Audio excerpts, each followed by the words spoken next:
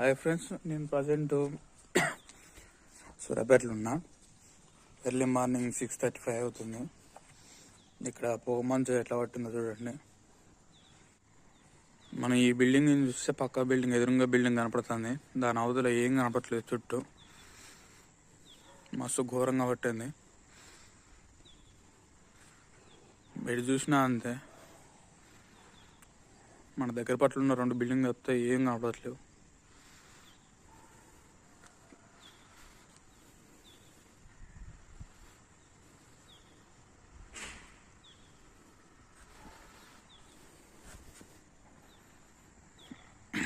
ఇలా చూడడం నేను మొదటిసారి సూర్యాపేటలో.